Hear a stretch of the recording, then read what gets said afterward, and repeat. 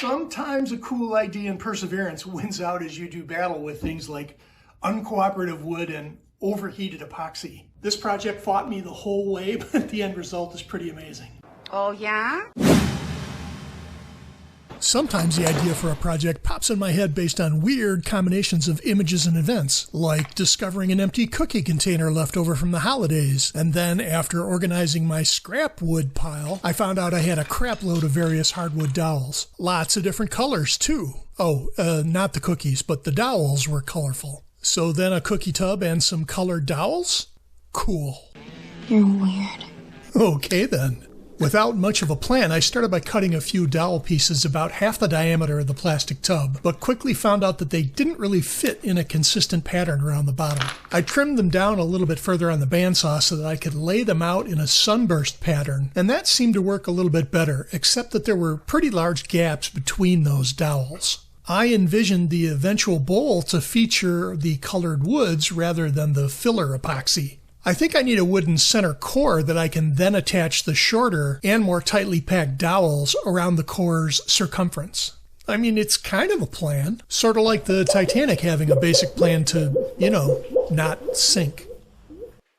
To start, I'll need some sort of a round center core that I can attach the dowels to, and this small piece from a 4x4 cedar post will be just about the right size. It needs to be round rather than square, so I mounted it on my little hobby lathe and began to cut it down with my chisels. It'll be longer than I actually need to fit the plastic tub, but I can cut that down later.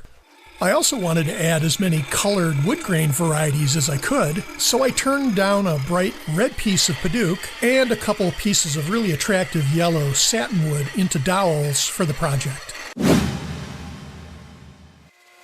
For the assembly process, I first cut some initial short dowel lengths on the bandsaw that would fit the bottom of the tub. You might have noticed that the cookie tub was slightly tapered wider at the top, so the shortest dowel cuts would go on the bottom, and I took slightly longer cuts on those dowels to fit tightly as I piled them up to the top of the tub. Get in the tub! In the tub we go.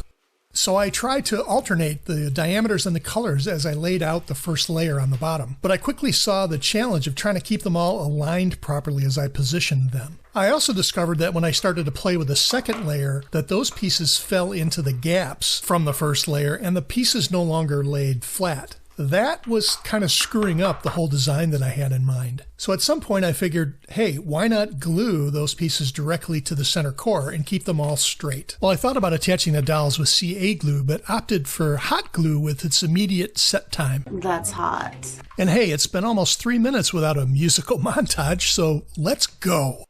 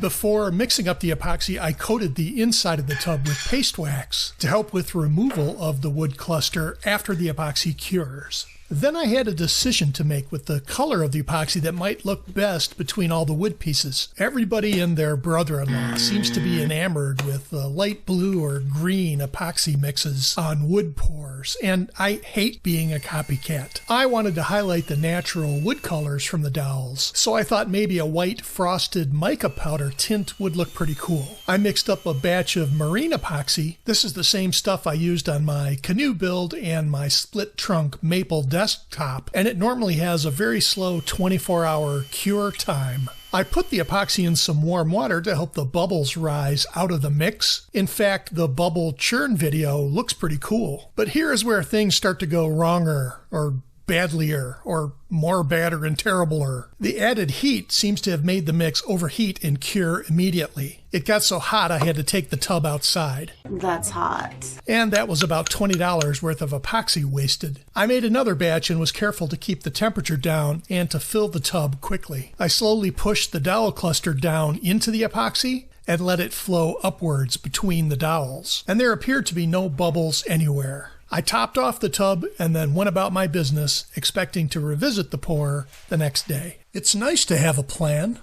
I have part of a plan. I guess it was part of the plan that failed miserably. It looks like this batch also got hot and even melted the plastic tub. That's hot. Okay, enough already. See how deformed it is? I really struggled in trying to get the outer plastic tub peeled off, and I could even see a number of large bubble gaps in the epoxy too. I wondered then if the hotter epoxy caused some outgassing from the wood grain. In any case, I decided at some point to just put the whole thing on the lathe and try to cut the remaining outer plastic off. Oh. Come on, man.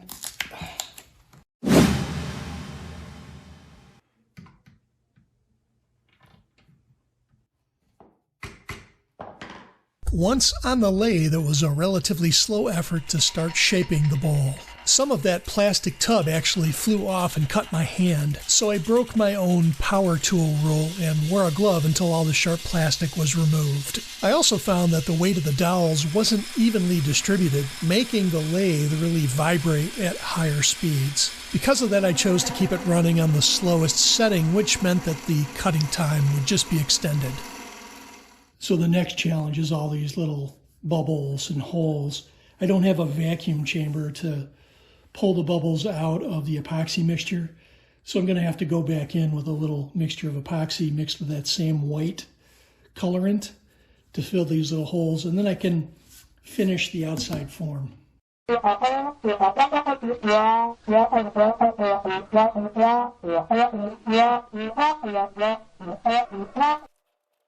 With all the holes now exposed, I mixed up a new batch of matching color epoxy to fill in those major gaps. Painter's tape helps to keep the mix in place until hardened, and then I continued on with final shaping and sanding after that.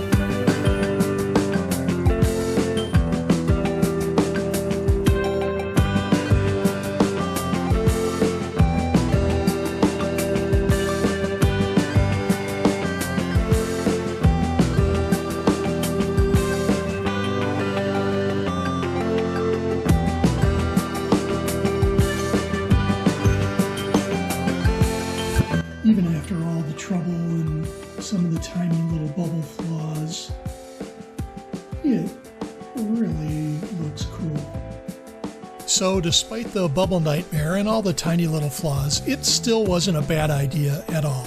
I think it'll make a great jelly bean candy bowl at Easter. Next time I'll use a vacuum pot to make sure the bubbles are history. But this was a great learning experience. Hey everybody, thanks very much for watching. Please leave us a comment, subscribe, and give us a thumbs up. That really helps our channel grow. Take care.